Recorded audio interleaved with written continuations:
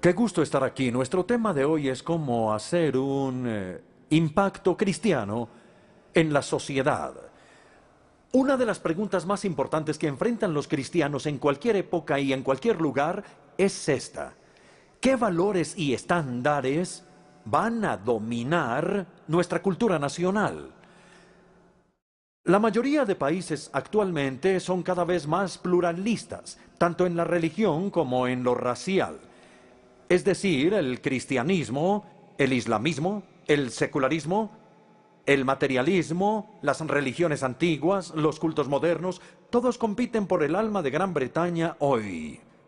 Y la pregunta es, ¿cuál de ellos va a ganar? Para los cristianos esto es, antes que nada, una pregunta evangelística. ¿Será que a Jesucristo se le va a dar el honor que se le debe a su nombre? Si Dios ha exaltado a Jesús a lo máximo, lo ha exaltado a su diestra, a un lugar de supremo honor y gloria y poder, y le ha dado toda autoridad en el universo. La pregunta es, ¿será que toda rodilla se va a doblar ante Él y toda lengua va a confesar que Él es lo que es decir, el Señor? Entonces es una pregunta evangelística, pero también es una pregunta social y también cultural. Los cristianos van a poder influenciar a Gran Bretaña, pero de forma que los valores y los estándares del reino de Dios impregnen toda nuestra cultura nacional. ¿Y qué queremos decir con cultura nacional? Tiene que ver con el consenso sobre asuntos morales, con una perspectiva igualitaria de hombres, mujeres y niños, la defensa del matrimonio y de la familia, el respeto por la santidad de la vida humana, incluyendo la vida de los que no han nacido, de los discapacitados, la tercera edad, la administración de justicia, la conducta en las empresas y las industrias, la educación de la juventud, el reconocimiento de los derechos humanos, especialmente de las minorías étnicas, la preocupación por quienes no tienen casa ni empleo, por las personas atrapadas en el ciclo de la pobreza, la actitud frente a la disidencia, el trato a los delincuentes, la administración del medio ambiente, el uso del poder, y así podría seguir con esta larga lista. Y todo esto tiene que ver con la forma de vida de los ciudadanos. Es lo que queremos decir como cultura nacional. Espero que ustedes estén de acuerdo conmigo en que no cabe duda de que el Señor Jesucristo quiere que sus valores, lo mismo que sus estándares, prevalezcan, porque en la Escritura se nos dice que Él ama la justicia y odia la iniquidad. Él envía a su pueblo al mundo para predicar el Evangelio y hacer muy buenos y nuevos discípulos por un lado, y para endulzar toda la comunidad por otro lado, y hacerla más agradable a Dios y más justa y participativa y más libre. Estas son las mega argumentaciones con las que empezamos nuestra sesión de hoy. Y la pregunta es, ¿cuál es la base bíblica de estas argumentaciones? Pueden ver en su resumen que esta noche vamos a estudiar las implicaciones de las metáforas sobre la sal y la luz que el mismo Jesús eligió. Permítanme leerles Mateo 5, del 13 al 16, o pueden seguir la lectura en sus Biblias. Mateo 5, versículo 13, las palabras de Jesús en el Sermón del Monte. Ustedes son la sal de la tierra. Pero si la sal se vuelve insípida, ¿cómo recobrará luego su sabor? Ya no sirve para nada, sino para que la gente la deseche y la pisotee, material para pisotear.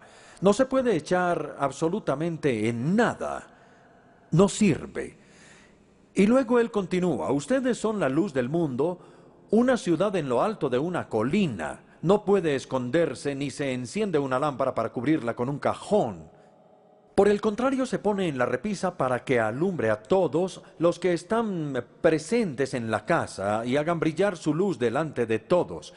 Continuó Jesús para que puedan ellos ver las buenas obras de ustedes y alaben al Padre en el cielo.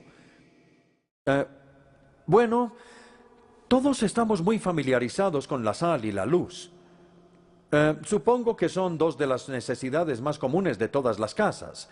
Se encuentran prácticamente en cualquier casa de cualquier cultura en todo el mundo. Ciertamente Jesús las utilizó en la Palestina de su día y todo el mundo las usaba en esos días. Seguramente conoció la sal y la luz desde su juventud. Muchas veces seguro vio a su madre María utilizar sal en la cocina y en esos días, antes de que existiera la refrigeración, la sal no era utilizada tanto para sazonar, sino más bien por sus efectos de preservación y antisépticos.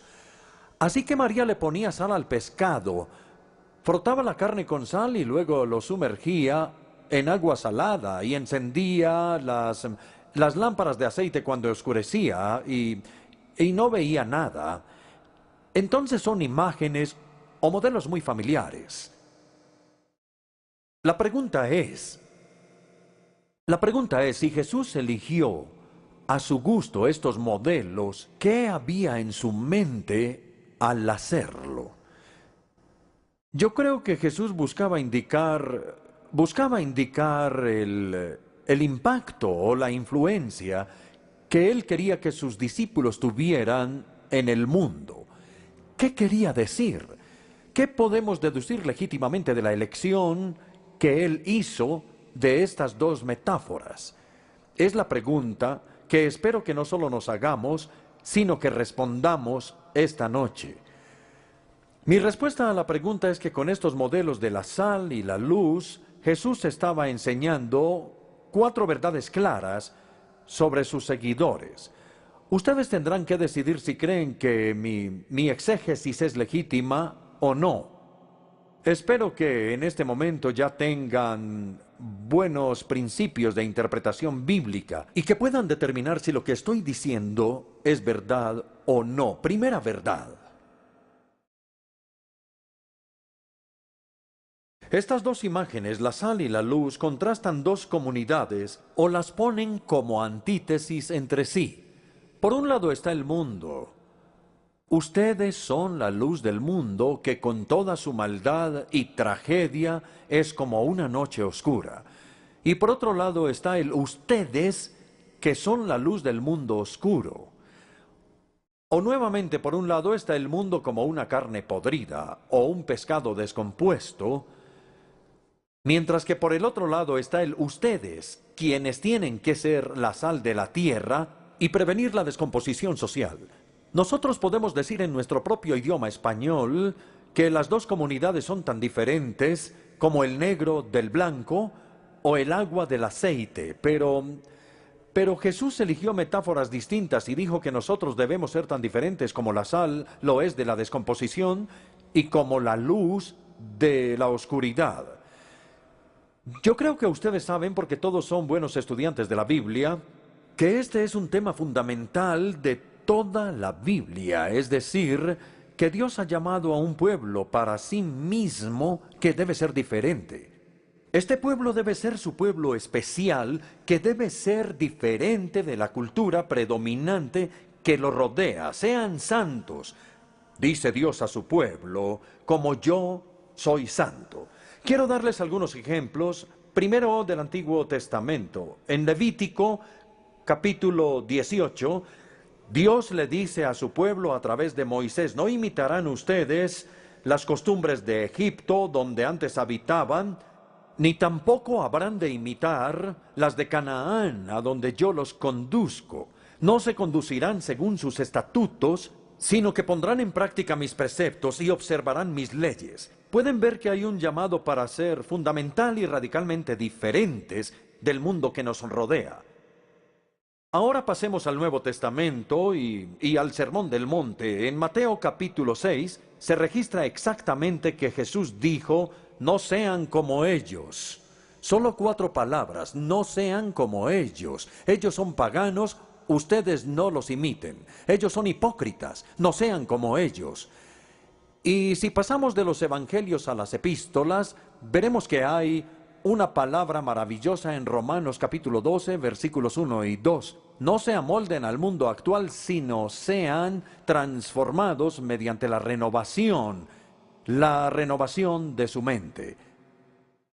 Es la primera lección. No creo que sea convertida. Creo que sea muy claro que Jesús nos llamó a ser radicalmente diferentes del mundo que nos rodea. Los cristianos deben penetrar o impregnar la sociedad. Aunque somos espiritual y moralmente distintos, no debemos estar aislados del mundo. Por el contrario, hagan brillar su luz delante de todos. Permitan que la luz penetre en la oscuridad. No enciendan la lámpara para ponerla debajo de la cama. No la pongan en algún lugar escondido. Pongan la lámpara en una repisa y permitan que la luz ilumine la casa. En otras palabras, permitan que las buenas noticias de Jesucristo, quien es la luz del mundo, se esparzan por toda la sociedad, por sus palabras y sus obras. Y si eso se aplica a la luz, también se aplica a la sal. La sal debe penetrar la carne. La lámpara no sirve para nada si se guarda en un lugar escondido, y la sal no sirve para nada si se queda en el salero o en el recipiente de la sal, como lo llaman algunos. La luz debe brillar en la oscuridad y la sal debe penetrar en la carne. Entonces, nuevamente creo que van a estar de acuerdo conmigo en que ambos modelos y metáforas ilustran el proceso de penetración o infiltración o impregnación. Pero aún así muchos de nosotros nos ponemos en un lugar escondido y nos quedamos cómodamente sentados en los aleros eclesiásticos elegantes. Pero Jesús nos llama a salir y penetrar la sociedad para Él. No sé si hayan escuchado hablar de la Sociedad Fabiana. La Sociedad Fabiana fue fundada en 1884 por personas bien conocidas como George Bernard Shaw, Sidney Ware y otros, y el propósito de la Sociedad Fabiana era hacer a Gran Bretaña socialista. No a través de la revolución, no por medio de la intriga y la conspiración, sino por una política de infiltración, especialmente infiltrando los partidos conservador y liberal, porque en este momento no había partido laborista. Más adelante, H.G. Wells tuvo una pelea con los padres fundadores y declaró que la política de infiltración había sido un fracaso. H.G. Wells dijo que habían logrado impregnar la sociedad británica con el célebre socialismo, que la habían logrado impregnar tanto como un ratón puede impregnar fácilmente a un gato. En otras palabras, ellos terminaron siendo tragados por la sociedad en vez de impregnarla. Creo que podemos dejar ahí el segundo punto, que dice que los cristianos debemos impregnar o penetrar la sociedad no cristiana. Ahora, en tercer lugar, esta es un poco más controvertida y probablemente no todos los cristianos estarían de acuerdo con lo que voy a decir, pero haré mi mejor esfuerzo porque ustedes, que son un grupo muy educado e inteligente, me entiendan. Entonces vamos. En tercer lugar, los cristianos pueden influenciar e incluso cambiar la sociedad no cristiana. La sal y la luz son artículos muy efectivos. Cambian el ambiente en el que son o pueden ser introducidos. Y así, cuando la sal es introducida en la carne o en el pescado, algo sucede. Se previene la descomposición bacterial. Cuando la luz se enciende, algo sucede. La oscuridad se disipa. Además, la sal y la luz tienen efectos complementarios. La influencia de la sal es más que todo negativa. Previene la descomposición bacterial. Pero la influencia de la luz es más que todo positiva. Ilumina la oscuridad. De esta manera, Jesús pretende que la influencia de los cristianos sea tanto negativa como positiva. Negativa para prevenir el avance del mal en la sociedad y positiva para promover la propagación de la verdad y la bondad, y especialmente del Evangelio. Ahora bien, si esto es así, naturalmente nos preguntamos por qué nosotros, los cristianos, no tenemos un efecto mayor en la sociedad. Observamos las tendencias del deterioro de la sociedad. Vemos la injusticia social, el conflicto racial y étnico, el desempleo y la pobreza, personas en la calle, corrupción en los lugares de preeminencia, promiscuidad sexual y el aumento del SIDA, y una falta de valor hacia la santidad de la vida humana. Son algunos estándares que vemos alrededor de nosotros y que muestran el deterioro de la sociedad. La pregunta que debemos hacernos es: ¿a quién culpar? ¿Quién tiene la culpa de que la sociedad vaya mal? Estamos acostumbrados, por supuesto, a culpar a todo el mundo, menos a nosotros mismos. Y es verdad que las personas son responsables de su propia conducta, yo no lo niego, no. Pero quiero ponerlo de una manera diferente. Si la casa está oscura en la noche, no tiene sentido culpar a la casa porque esté oscura. Eso es lo que sucede cuando el sol se oculta. La pregunta que hay que hacer es: ¿dónde está la luz? O nuevamente, si la carne se daña y ya no se puede comer, entonces no tiene sentido culpar a la carne por su descomposición. Esto es lo que sucede cuando las bacterias están libres para reproducirse. La pregunta que hay que hacer es: ¿dónde está la sal? Igualmente, si la sociedad se vuelve corrupta como la noche oscura, o si el pescado de pronto se vuelve podrido, no tiene sentido culpar a la sociedad por la corrupción. Es lo que sucede cuando el mal de los hombres se deja desenfrenado y sin restricciones en la sociedad. La pregunta que hay que hacer es: ¿dónde está la iglesia? ¿Dónde están la sal y la luz de Jesús? Es hipócrita que levantemos nuestras cejas y subamos los hombros como si no fuera nuestra responsabilidad. Jesús nos dijo y nos comisionó para ser la sal y la luz de la sociedad. Por consiguiente, si la oscuridad y la descomposición abundan, en gran medida es nuestra culpa y debemos aceptar gran parte de esa culpa. También debemos aceptar con una determinación recia el papel que Jesús nos ha asignado, que es el de ser la sal y la luz de la sociedad. No solamente las personas pueden ser cambiadas, las sociedades también pueden ser cambiadas.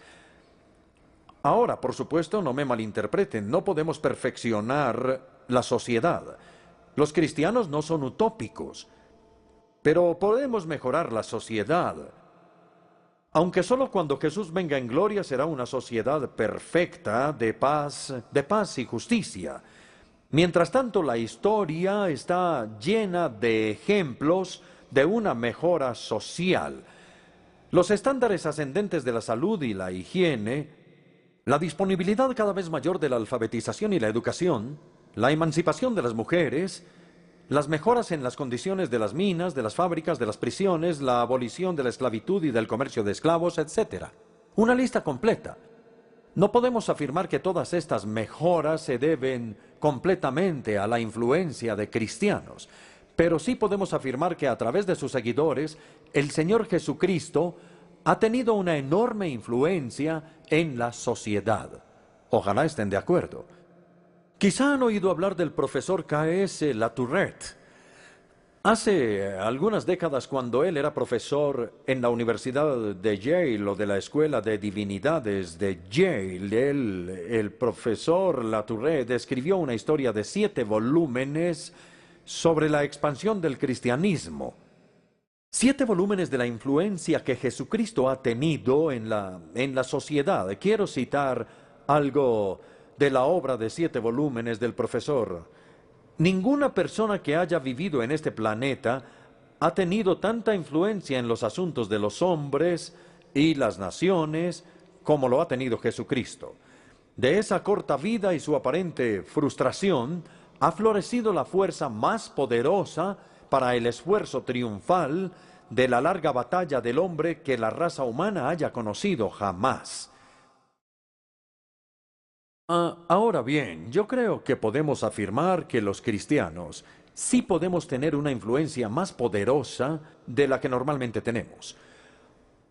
Otra pregunta que debemos hacernos es cómo se da el cambio social. Y quiero decirles hoy que el cristianismo tiene 6 armas en su arsenal, por decirlo de alguna manera. Y quiero invitarlos a seguirme. Primero, la oración. Les pido que no descarten este punto como si fuera algo trivial. Por el contrario, los cristianos creemos que Dios escucha y responde a las oraciones. Por eso el apóstol Pablo nos ordena en el comienzo de 1 Timoteo capítulo 2 que debe orarse por todos los líderes nacionales, para que de verdad llevemos una vida piadosa y digna. Pero francamente, cuando visito algunas iglesias veo que casi no hay una intercesión seria. En una ocasión, cuando estaba en un culto un domingo en la mañana, recuerdo, en una iglesia de un estado de los Estados Unidos, no voy a decir el nombre de la iglesia, yo estaba de incógnito en la silla de atrás. Y estaba yo ahí en la silla de atrás cuando por fin llegó el momento de la oración, de la intercesión o de las oraciones pastorales, como a veces lo llaman. Un laico pasó al frente para dirigir la oración y eso está bien. A mí me gustaría que invitáramos a los laicos de vez en cuando a dirigir las oraciones, más a menudo porque me parece que a veces lo hacen mejor que los ministros. De cualquier manera, él empezó a dirigir la oración y anunció que el pastor estaba de vacaciones y entonces él oró para que el pastor disfrutara las vacaciones. Luego oró por 2 señoras, una que estaba embarazada y la otra enferma, y oró para que una pudiera sanar y la otra estuviera bien. Luego regresó a su silla. Ahí terminó la oración. Debió de haber durado 30 segundos o quizá 1 minuto. Yo me fui pensando, estas personas están adorando en realidad a un Dios de la aldea, un Dios que no está interesado en el mundo de afuera, sino más bien en sus cosas peculiares. No hubo referencia alguna a la evangelización mundial, tampoco a la paz mundial, no hubo ninguna oración por los refugiados. Yo algunas veces me pregunto, ¿será que el lento avance hacia la paz mundial o hacia la evangelización mundial se debe acaso a que el pueblo de Dios es un pueblo que no ora? Por ejemplo, cuando el presidente Marcos fue derrotado en las Filipinas en 1986, los cristianos filipinos lo atribuyeron no al poder del pueblo, sino al poder de la oración. Creo que debemos asumir la tarea de la intercesión pública con mucha más seriedad. Si toda la congregación se postrara humildemente ante el Dios vivo, si pasaran unos 5 minutos, 10 minutos, 15 minutos, 20 minutos en una verdadera intercesión, me pregunto, ¿qué no podría hacer Dios si fuera liberado para actuar en respuesta a las oraciones que a Él le ofrece su pueblo con respeto? Deduzco entonces que la primera manera para que un cambio social pueda darse es en respuesta a la oración. B. La segunda arma en nuestro arsenal es el evangelismo. El evangelismo tiene un papel indispensable que jugar en relación con el cambio social, porque la responsabilidad social de los cristianos depende de cristianos con una responsabilidad social, y los cristianos con una responsabilidad social son el fruto del evangelismo. Es cuando el Espíritu Santo nos cambia a nosotros que empezamos a desarrollar una conciencia social y adquirimos la visión y el valor de cambiar nuestra sociedad y de esperar que cambie. No sé si conozcan el nombre del famoso autor Jeffrey Morehouse. Uno de sus libros se llama Calcuta y es una descripción sociológica e histórica de Calcuta como ciudad. Y me gustaría citar una reseña de su libro.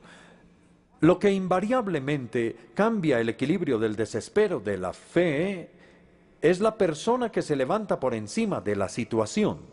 El libro de Jeffrey Morehouse está lleno de personas, William Carey, la Madre Teresa, etc. Ellos no están atrapados en la ciudad y tampoco han escapado de la ciudad. La han trascendido y han trascendido la situación. La salvación no es lo mismo que la solución, sino que la precede y hace que sea una posibilidad. La salvación personal sigue siendo el camino y es la llave que abre la puerta del determinismo. Yo estoy de acuerdo. La Iglesia tiene una parte que el evangelismo puede jugar al buscar el cambio social. Ahora sé. La tercera arma que tenemos en nuestro arsenal se llama ejemplo. Los seres humanos son imitadores por naturaleza. Así que el ejemplo tiene un gran poder. Un solo cristiano que tome una posición firme a favor de la justicia puede motivar a otros a seguirlo. Un hogar cristiano puede influenciar a todo el vecindario. Y un grupo cristiano dedicado en un colegio o una universidad, en un hospital, una fábrica o una oficina, puede cambiar su ambiente y los valores aceptados. Y Dios pretende que la iglesia local sea lo que algunas veces llamamos una señal del reino de Dios, un modelo de lo que la comunidad humana es cuando se somete al gobierno de Dios, una sociedad alterna atractiva. Esas son tres de las armas: la oración, el evangelio y el ejemplo. La cuarta es el argumento. Al final, las estructuras sociales injustas pueden ser cambiadas únicamente con la legislación. La legislación no puede lograr que la gente mala sea buena, pero puede reducir el nivel de maldad en la sociedad. Y podemos hacerla más agradable a Dios. Quiero dar ahora una cita de Luther King, el activista de los derechos civiles en la década de los 50 o 60, creo yo. Martin Luther King dijo: la moralidad no puede ser legislada, pero el comportamiento puede ser regulado. Las leyes pueden no cambiar el corazón, pero pueden restringir a los desalmados. La ley no puede hacer que un empleador me quiera, pero sí puede evitar que se rehúse a contratarme por el color de mi piel. En una democracia, la legislación depende del acuerdo, y el acuerdo depende del consenso o la opinión pública, y el consenso depende de los argumentos, de tener el argumento ganador. Debemos orar para que Dios levante pensadores éticos que no solamente suban al Sinaí y reciban los 10 mandamientos, sino que argumenten que la ley de Dios es lo mejor. Así como necesitamos apologistas teológicos que argumenten la verdad del Evangelio de Dios, necesitamos apologistas teológicos que argumenten sobre la bondad de la ley de Dios. El ejemplo que siempre me ha impactado es el del matrimonio monógamo. En 1934, un antropólogo llamado J.D. Unwin publicó un libro llamado Sexo y Cultura.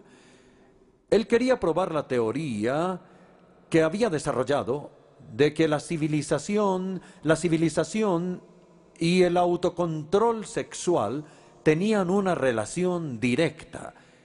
Unwin estudió 100 sociedades diferentes en diferentes partes del mundo y encontró que la energía cultural de una sociedad, sus talentos en arte, ciencia, arquitectura, tecnología, etc., que la energía cultural de una sociedad aumentaba cuando la energía sexual estaba controlada.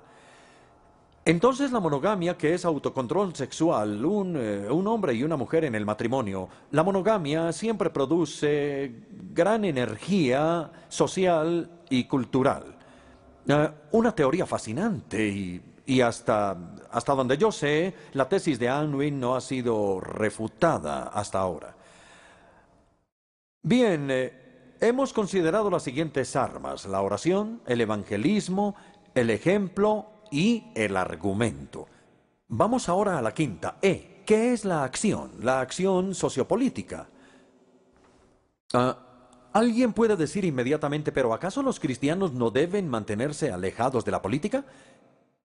Mi respuesta es que depende de lo que uno quiera decir con política, porque hay dos definiciones diferentes de política. La definición estrecha es que la política es la ciencia misma del gobierno, el marco de leyes que encierra las creencias y valores de la sociedad. Esa es la definición estrecha. La definición amplia, ya que polis es la palabra griega para ciudad, simplemente significa vivir juntos en una comunidad. Ahora bien, en el sentido estrecho, la política es para los políticos. Es su vocación desarrollar políticas y programas para el cambio legislativo. Esa no es la responsabilidad de los pastores, por ejemplo. La política en el sentido estrecho es para los políticos. En el sentido amplio, por otro lado, la política es para todo el mundo, porque todos hemos sido llamados a ser ciudadanos responsables y Jesucristo nos ha enviado al mundo para servirle a Él aquí. Además, los políticos nunca podrían tener éxito y sus políticas nunca podrían llegar a ser leyes, al menos sin un movimiento de apoyo público del electorado en pleno. Tenemos la responsabilidad de ser ciudadanos conscientes y de ejercer nuestros derechos democráticos, de votar e influenciar los votos de otras personas, de hablar de los asuntos justos y actuales, de participar en las protestas públicas pacíficas y de testificar, y de esta manera podemos ser sal y luz para la sociedad. F, la sexta arma, es el sufrimiento. En otras palabras, la disposición a sufrir por lo que creemos. El sufrimiento en realidad es la prueba de nuestra autenticidad como cristianos.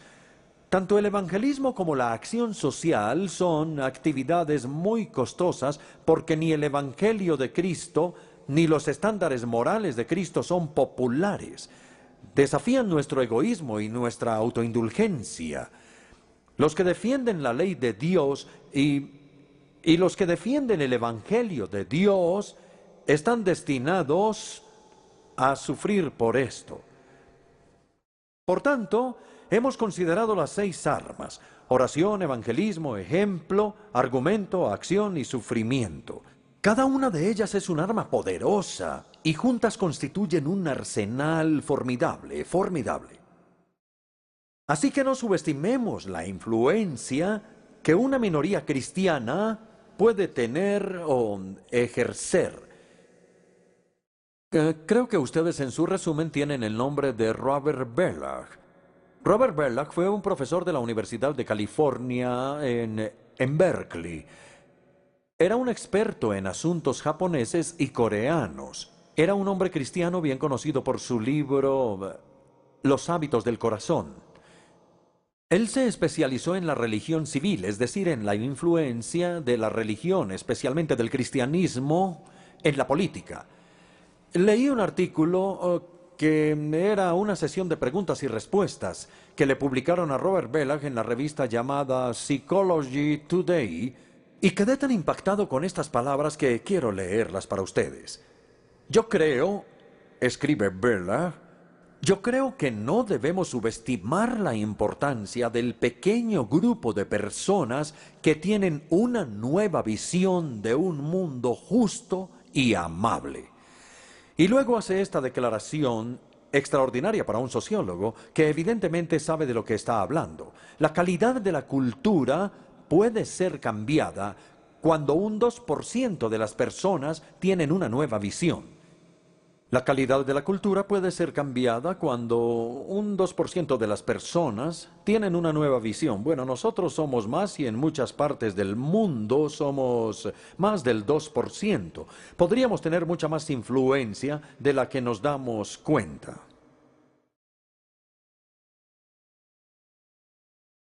Los cristianos deben retener sus distintivos cristianos. La sal debe retener su salinidad, o de otro modo no sirve para nada, sino para que sea desechada y pisoteada. De igual manera, la luz debe retener su brillo, o de otro modo nunca disipará la oscuridad. Si nosotros como cristianos queremos influenciar la sociedad, no solo debemos penetrar o impregnar la sociedad, sino que debemos rehusarnos a amoldarnos a ella.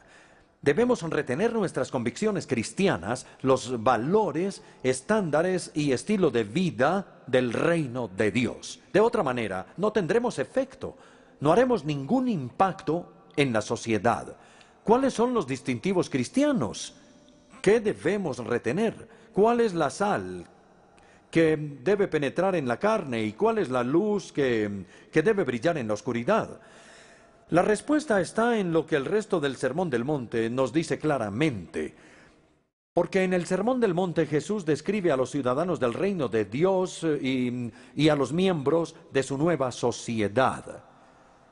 Yo elegí 3 distintivos. Cristo nos llama a una justicia mayor.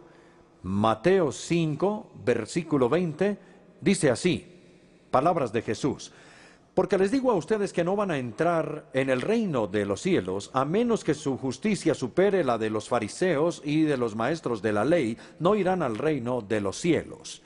Yo creo que los discípulos de Jesús debieron de haber quedado absolutamente atónitos cuando escucharon estas palabras de los labios de Jesús, porque los escribas y los fariseos eran las personas más justas de la tierra. Nadie afirmaba ser más justo que ellos. Ellos calcularon que la ley tenía 248 mandamientos y 365 prohibiciones, lo que unido da un total de 613 reglas y regulaciones. Y ellos decían, las hemos cumplido todas. No hay una sola que hayamos desobedecido.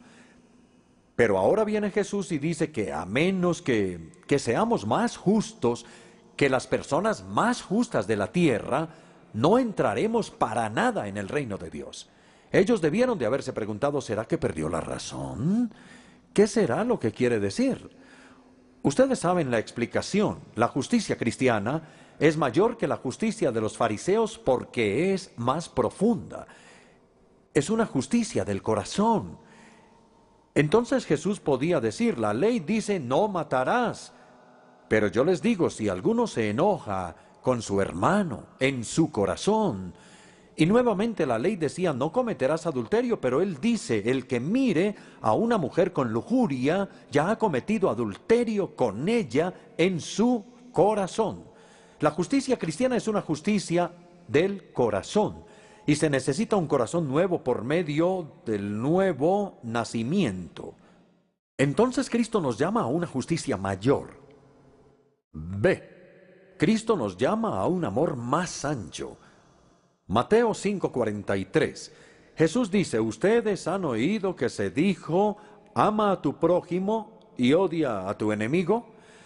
Aquí todo el mundo sabe que escandalosamente se está citando mal el Antiguo Testamento. La ley decía, amarás a tu prójimo como a ti mismo. Y ahí terminaba. Fueron los fariseos quienes parecieron haber cedido a la casuística moral y dijeron, pensemos un momento, ¿tengo que amar a mi prójimo? Está bien, entonces, ¿quién es mi prójimo? Al que tengo que amar. Nunca había pensado en eso antes. Mi prójimo son mis conciudadanos, los otros judíos.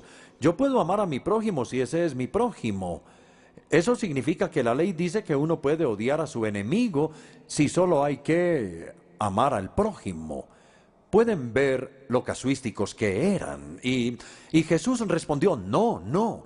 Su prójimo en el vocabulario de Dios incluye a sus enemigos. El versículo 44 dice, pero yo les digo, amen a sus enemigos y oren por quienes los persiguen. Hagan bien a quienes los odian para que sean verdaderos hijos de su Padre que está en el cielo. Él hace que salga el sol sobre malos y buenos, y que llueva sobre justos e injustos, sobre justos e injustos. En otras palabras, el amor de Dios nos abarca a todos. Él no solo ama a su prójimo y odia a sus enemigos, no, Él ama a todo el mundo. Y nosotros también debemos hacer que nuestro amor abarque a todo el mundo, incluso a nuestros enemigos. Si amamos solamente a quienes nos aman, entonces no somos mejores que los no creyentes. Ellos también aman a quienes los aman. Ellos dicen, tú me ayudas, bueno, yo también te ayudo. Pero si ustedes quieren ser hijos auténticos de su Padre Celestial, continúa diciendo Jesús, entonces deben amar a sus enemigos como Dios los ama. Y nuestro enemigo es la persona que nos muestra un cuchillo o un arma, o que quiere llevarse algo que para nosotros es más precioso aún que la vida, es decir, nuestro buen nombre. Debemos amar a todos como lo hace el Padre Celestial. Eso me lleva al tercer ejemplo que nos hace distintos. Cristo nos llama a una ambición más noble. Todos los seres humanos somos ambiciosos. La ambición es simplemente el deseo de tener éxito. Y nuestra ambición, en palabras de Jesús, es lo que buscamos, en lo que ponemos nuestros corazones, el bien supremo al que dedicamos nuestras vidas. ¿Qué es eso? Bueno, al final de Mateo 5 se nos dice, finalmente solo hay dos opciones. Versículo 32. Podemos estar preocupados por nosotros mismos, por nuestra propia comodidad material, por lo que comemos, lo que bebemos, lo que nos ponemos. Versículo 33. Más bien busquen primeramente el reino de Dios y su justicia, y todas esas cosas les serán añadidas. Entonces Jesús dice que preocuparse por nuestro cuerpo, por nosotros mismos y por nuestro cuerpo, por la comida, la bebida y la ropa, es una meta inadecuada y desesperanzada para sus seguidores. En el Padre Nuestro, Jesús estableció las prioridades que debemos tener. Padre Nuestro, es tu nombre el que quiero que sea honrado, es tu reino el que quiero ver establecido, es tu voluntad la que quiero ver hecha, y de paso, no olvides, por favor, que también necesito el pan de cada día y el perdón y que me libres del mal. Pero debemos empezar por un interés, por el nombre y el reino y la voluntad de Dios. Hace algunos años recibí por correo una copia gratuita de una nueva revista muy bonita llamada Acento. Y el título completo era Acento en la Buena Vida. Y yo estoy interesado en la buena vida, de modo que abrí la revista con gran interés. Y por dentro encontré publicidad atractiva de champaña, cigarrillos, comida, ropa, antigüedades, tapetes, una descripción de un fin de semana de compras en Roma y artículos sobre cómo tener un computador en la cocina, cómo ganar un crucero de lujo o 100 botellas de whisky escocés. Y lo que me interesó como hombre fue ver cómo 50 millones de mujeres no pueden estar equivocadas sobre sus elecciones de cosméticos. Y en los meses siguientes se prometían artículos atractivos sobre vacaciones en el Caribe, cómo quedarse en cama, ropa interior de moda y las delicias de la carne de venado y de las bayas blancas. Todo acerca del cuerpo, cómo alimentarlo, cómo refrescarlo, cómo lubricarlo, cómo mantenerlo dulce con un olor dulce, todo acerca del cuerpo. Lo que uno quiere comer y beber y ponerse. Entonces Jesús dice que es inadecuado. Resumamos. Este es el llamado de Jesucristo a una mayor justicia, una justicia del corazón, a un amor más ancho, el amor a nuestros enemigos, a una ambición más noble, el reino de Dios y la justicia de Dios. Y sólo así nuestra sal retendrá su salinidad, y sólo así nuestra luz retendrá su brillo. Y sólo así seremos la sal y la luz para nuestra sociedad. Llegamos a la conclusión. Quiero decirles que necesitamos, quizá la mayoría de nosotros, yo lo necesito todo el tiempo, necesitamos un doble arrepentimiento. De las cosas en las que hemos cedido. Jesús nos muestra, a manera de antítesis, su camino y el camino del mundo. Un camino angosto que lleva a la vida y el camino ancho que lleva a la destrucción, y nos insta a elegir. Así que volvámonos a la necedad de nuestro corazón y dejemos esas cosas a las que hemos cedido y hagamos a Jesucristo el Señor de cada parte de nuestra vida. Y luego debemos dejar o arrepentirnos de nuestro pesimismo. Si la hipocresía cristiana es horrible, el pesimismo cristiano es más horrible. Los cristianos no tenemos derecho a ser pesimistas. ¿Acaso no creemos en el Dios vivo? La fe y el pesimismo son incompatibles entre sí. Aclaremos que no somos idealistas ingenuos, somos realistas sensatos. Sabemos que el pecado está incrustado en la naturaleza humana y en la sociedad humana. No esperamos construir una sociedad utópica en la tierra, como ya lo hemos dicho, pero también sabemos que el Evangelio tiene un poder transformador y que Cristo nos ha comisionado para ser una sal y una luz en la comunidad. Arrepintámonos de las cosas a las que hemos cedido y de nuestro pesimismo. Ofrezcámonos como agentes de cambio. Su nueva comunidad en medio de la antigua. Su sal para prevenir la descomposición social. Su luz para brillar en la oscuridad y disiparla. Y no nos excusemos desarrollando un complejo de minoría. Quiero terminar con un verso que repetiremos todos en un momento, pero yo lo voy a decir primero, si ustedes me permiten. Yo soy solo uno, pero soy uno. No puedo hacerlo todo, pero puedo hacer algo.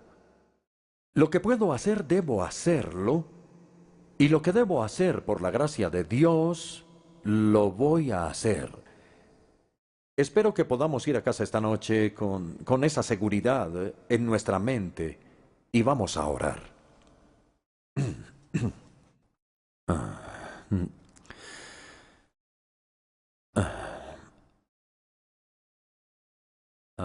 No sé si quieran repetir una frase o parte de la frase después de mí. Yo soy solo uno, pero soy uno. No puedo hacerlo todo, pero puedo hacer algo. Lo que puedo hacer, debo hacerlo. Y lo que debo hacer, por la gracia de Dios, lo voy a hacer.